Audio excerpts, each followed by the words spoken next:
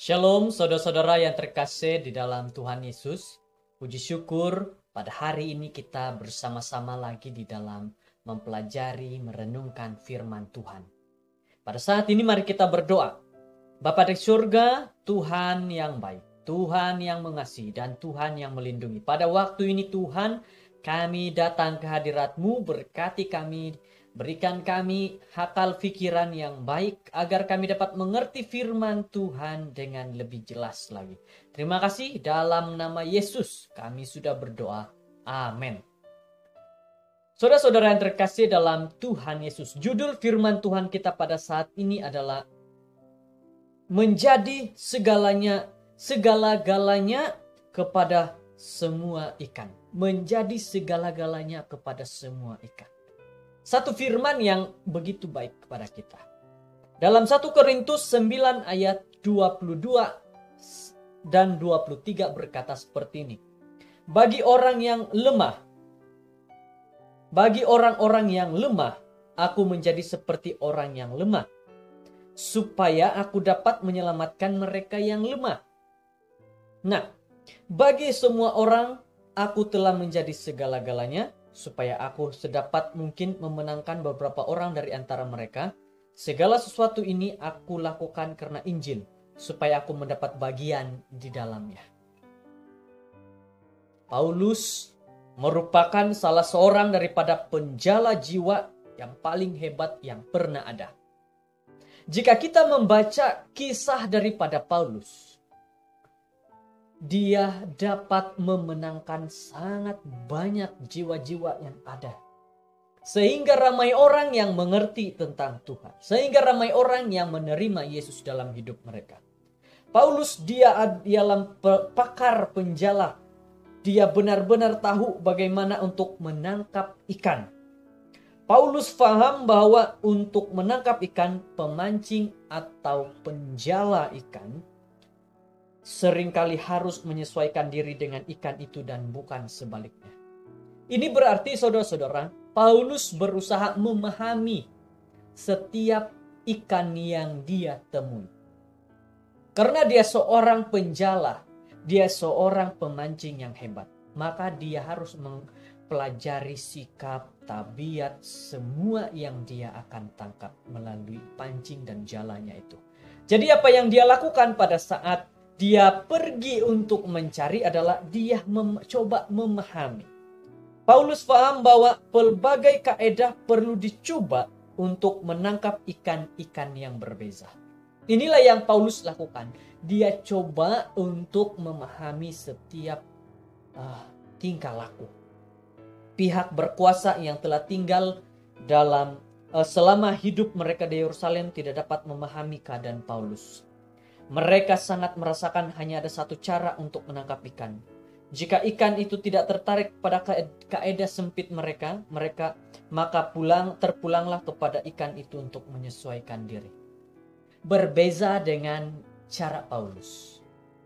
Jikalau Paulus tidak dapat menggunakan satu cara, dia menggunakan cara yang satu lagi. Tidak dapat lagi dia menggunakan cara yang lain lagi. Inilah Paulus. Dia memiliki pelbagai cara untuk memenangkan jiwa kepada orang-orang di luar sana.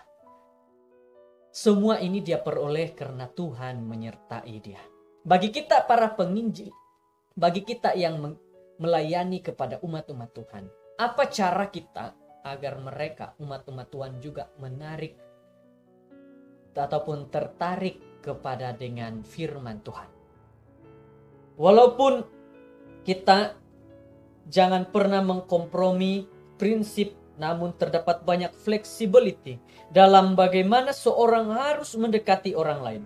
Saya telah memberi banyak pelajaran Alkitab di rumah dan saya mengajar para pastor yang saya latih bagaimana saya memberikan pelajaran Alkitab. Jadi, walaupun informasi pelajaran tidak pernah berubah, namun bagaimana cara saya menyampaikan pelajaran itu sentiasa berubah-ubah. Saudara-saudara yang terkasih dalam Tuhan Yesus, yang dinyatakan dalam renungan firman Tuhan pada saat ini adalah cara kita menyampaikan firman Tuhan itu boleh berbeza-beza. Tetapi isi daripada firman Tuhan itu tidak pernah berubah. Jangan pernah diubah-ubah. Karena isinya tetap sama, tidak akan pernah berubah dalam kehidupan sebagai seorang penjala. Jadi jika saya bercakap dengan seorang yang gemar bersukan, maka saya akan menggunakan ilustrasi bersukan untuk membantu mereka memahami pelajaran tersebut. Jika saya keluar dari rumah dan pergi ke jalan, lalu mengajar pelajaran yang sama kepada seorang yang merupakan tukang kayu, maka saya menggunakan tukul dan paku untuk membantu mereka memahami pelajaran tersebut. Sangat-sangat baik nasihat renungan firman Tuhan pada saat ini. Kalau kamu pergi melayani seorang tukang kebun, gunakan cara tukang kebun. Kalau kamu pergi melayani seorang guru, gunakan cara seorang guru. Kalau kamu melayani seorang yang bekerja di pejabat, gunakan keterampilan sebagai seorang pegawai di pejabat. Jadi inilah yang Paulus ajarkan kepada kita pada saat ini. Mengajar dengan menggunakan segala hal. Segala perkara, segala skill. Yang kita serahkan itu kepada Tuhan dan Tuhan memberkati segala skill yang kita ada. Yesus menggunakan juga kaidah yang sama. Dia berbicara tentang domba dengan para gembala dan uang kepada para pengurus bank. Kita perlu datang hampir dengan orang yang pikir supaya mereka memahami ilustrasi itu dan menyadari prinsip-prinsip ilahi semudah yang mungkin. Kalau Yesus sudah menggunakan, kalau Paulus sudah menggunakan, saat ini kita lagi para jemaat, para anggota gereja. Bagaimana cara kita menjadi seorang penjala, pemancing bagi jiwa-jiwa yang rindu mencari kebenaran? Apa skill yang akan kita gunakan? Apa cara yang akan kita gunakan? Coba kita pelajari. Coba kita cari apa yang perlu. Jadi coba untuk jadikan Injil itu semudah yang mungkin untuk difahami. Maka Anda pasti akan menangkap lebih banyak ikan. Jangan kita mencoba hal yang susah untuk mendapatkan jiwa yang sedang mencari kebenaran. Tapi gunakan cara yang paling senang dan seperti yang Yesus lakukan dan juga Paulus lakukan. Kiranya kita diberkati dengan firman Tuhan pada saat ini. Mari berdoa. Bapa kami di surga, kami bersyukur dengan firman Tuhan yang baik. Sehingga kami diberikan nasihat yang baik juga. Menyatakan bahwa apabila kami pergi menjala kepada jiwa-jiwa yang sedang dalam kehausan mencari kebenaran Tuhan, kami harus gunakan cara seperti Paulus dan juga Yesus, yaitu menggunakan apa yang mereka lihat daripada orang tersebut.